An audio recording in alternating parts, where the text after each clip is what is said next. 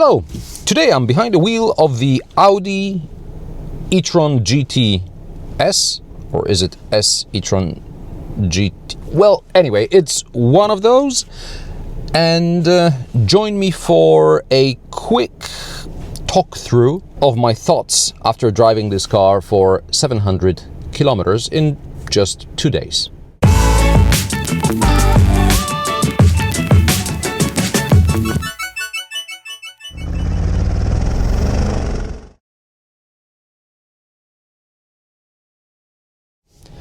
Okay, good morning. This is an Audi e-tron GT, so basically a Porsche Taycan with an Audi badge on it. Some differences, but never mind. What am I doing with this car? I've been invited by Audi to a track event in another part of Poland. There's a track called Silesia Ring, 350 kilometers from Warsaw, and to get there, Audi was kind enough to lend me this e-tron GT.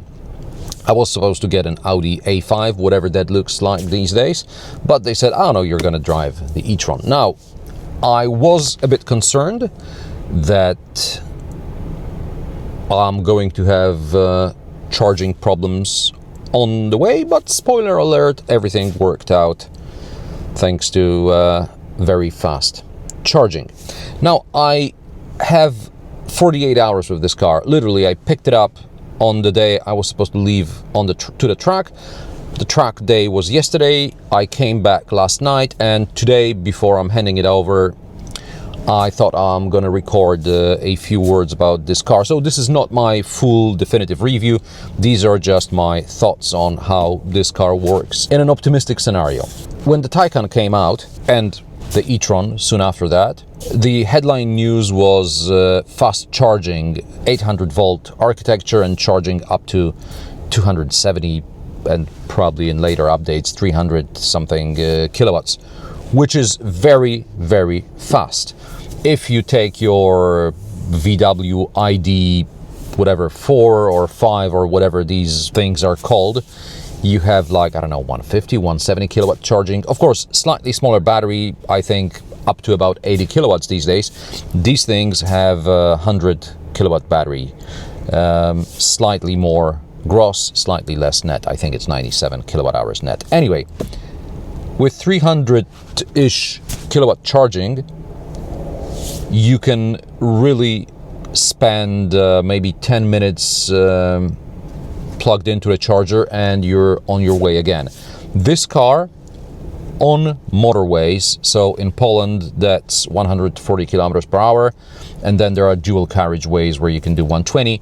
This car will do about 400 kilometers doing speeds like that, which is pretty extraordinary for an EV these days, because most EVs, when you drive them above 120 kilometers per hour, they'll barely reach 300. Again, part of it is the big battery, also aerodynamics. This car is very slippery, but it makes a difference. Now, the track, as I said, is 350 kilometers away from Warsaw, so I would have made it on a single charge, but I didn't know what the infrastructure would be like at the hotel. And anyway, I wasn't the only journalist traveling in an e-tron or other electric Audi.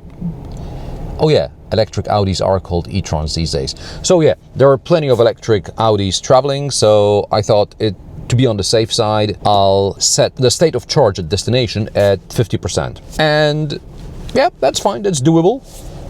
So with about 40-ish, 44% battery state of charge, we stopped at a Ionity charger, which spits out up to 350 kilowatts. It said we have to spend there, I don't know, 10-15 minutes. We met some friends, fellow journalists, who 2 of them were already there. Another couple arrived after we were already plugged in. Anyway, so we spent more time there than we needed. We got to the hotel with plenty of charge left. Quick charge at the track the next day, just to be on the safe side, so I wouldn't have to stop. And I would have got from the track home 350 kilometers, and I would have around 100, which is again decent. I would have plugged into my home wall box and be golden by today morning.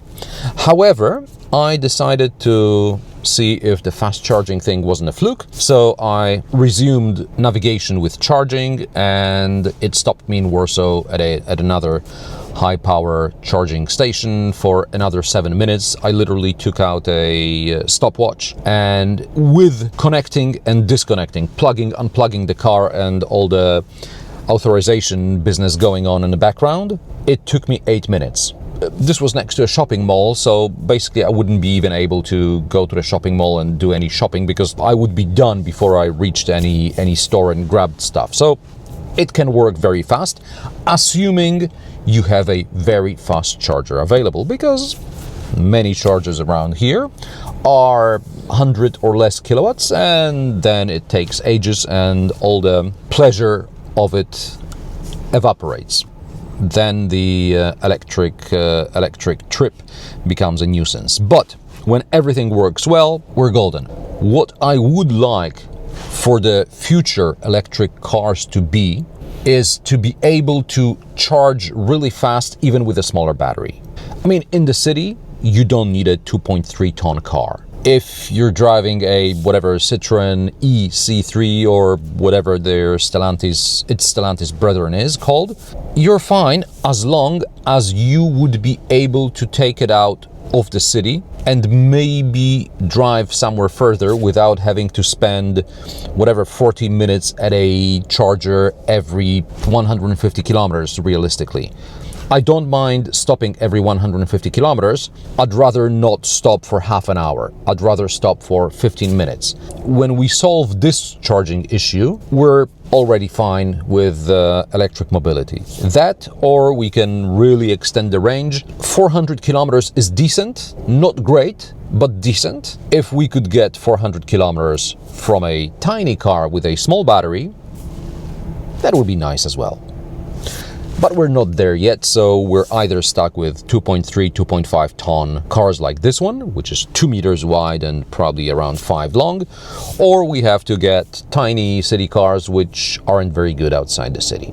Speaking of the size of this car, I remember that when I drove the Taycan 5 years ago, the first thing I did was curb it because it was very wide, and all these cameras and sensors turn on in various scenarios except when I was close to the curb. This one, I got a feel for it relatively quick, and it's nice and easy to drive. It's an easy driving car. It's a GT.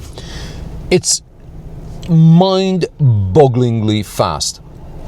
I have a little stretch of road where I do my 0 to 100 test. I didn't measure 0 to 100, but I know where the quarter-mile mark is more or less, and in a fast petrol car I would get to the quarter-mile mark at 170, 180 kilometers per hour, and that's a fast petrol car.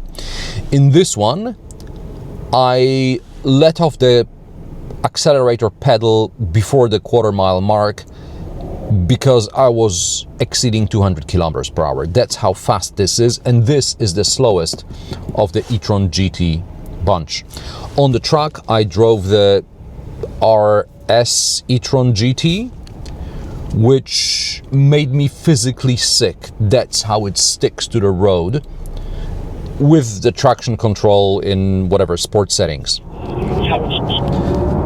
Okay, I'm taking you to Silesia Ring now, where I had the opportunity to drive the e-tron GT-RS on track, and yeah, I was wondering about the traction control in comfort mode, where I felt the car was a bit lost, but now when I'm driving it first in dynamic and then RS mode, there is absolutely nothing wrong with it. It's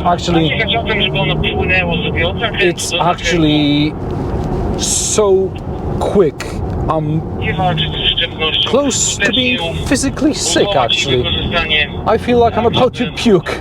There is like a lot of G-force. Oh boy. Thank God we're doing just 2 laps, because oh boy, this is way too much. I've driven 2 RS6s Avance with petrol engines, and they were nothing compared to this. Nothing. On the road, this car with regular traction control on, you can feel it working and it's not very pleasant, but then it's not a car for sliding around. You don't want to slide a 2.3 ton car on a public road, or to be honest, anywhere, because it's just not made for it. I know they do at the driving experience. They have those taxi rides with the race drivers, and you know, they will shred tires, etc. But I don't think you're gonna do this in this car. You're gonna drive it as a regular car, and it's very comfortable. It's very good on long roads, long road trips, because it's relatively quiet. It's got good aero, so not a lot of wind noise. Perfect for that, not necessarily for the city. Now, this car is based on the Taycan. Both of these cars are 5-ish years old since they came out, and probably 7, 8, 9 since they were designed, and this means it does start to show its age, partially in a good way. So for example, the good thing about it is it still got a lot of physical buttons for the AC and for whatever drive select. Thank you, I don't have to change drive mode by clicking on the screen. I can just press a button like in a normal car. I like that the AC isn't automated like in a BMW. In a BMW, you get in and the seat heaters are up, the steering wheel heating is on or off, and you don't know how to turn off the automation. This one doesn't have the automation, and I like that.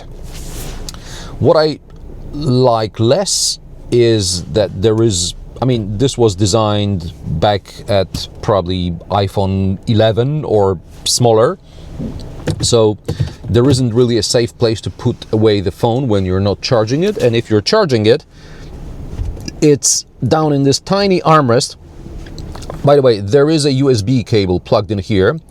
I'll tell you why in a moment. There is no way to let this USB cable out in a good way, in an easy way, so you have to kind of like squeeze it with the armrest lid. Now, the storage is so small that in order to charge a phone, you kind of slide it in like this, and it goes partially under the cup holders. Also, while it will charge in there, it will also heat up. There should be some sort of ventilation in there for when it's charging, but as far as I can tell, either there isn't any or it's inefficient, and so is the charging, by the way. When I'm using Android Auto, it barely maintains charge. So it heats up and barely charges, but it is what it is. There's a lot of piano black, and I'm not a fan of that. I'm not a fan of those haptic buttons on the steering wheel, but from what I saw from other Audi models that I've seen on the track, this is what Audi does these days. There is decent sized glove box. The seats are very comfortable.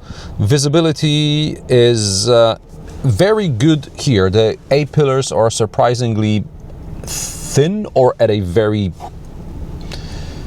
advantageous angle, at least for me, so I can see everything here. Rear visibility is like in a coupe. Good leg room in the back. I'm 175 centimeters tall.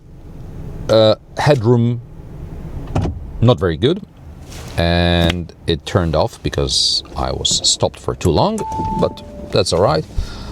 There is a frunk which you open with a button on the passenger side doors. There are two charging ports. One is type A, AC only, type 2. The other one is type 2 and CCS as well, if you need to charge the one on the passenger side in a left-hand drive car. In the trunk or the boot, there is some sort of storage under the floor, and the flap is secured on a string, which is a bit strange, but it is what it is. So yeah, this is my quick, rough and dirty description of the Audi e-tron GT. I had 48 hours with it, so this is not a full review. It's early in the morning, it's dark-ish, so no all of these fancy drive-by shots I do every day, but I hope you will accept this sort of format once in a while. Thanks for watching. Tell me what do you think about the Audi S, e-tron GT, or e-tron GT S, whichever. Maybe you have a car like this, maybe you have a Taycan, maybe you bought a Taycan which lost a lot of its value. Let me know in the comments section below.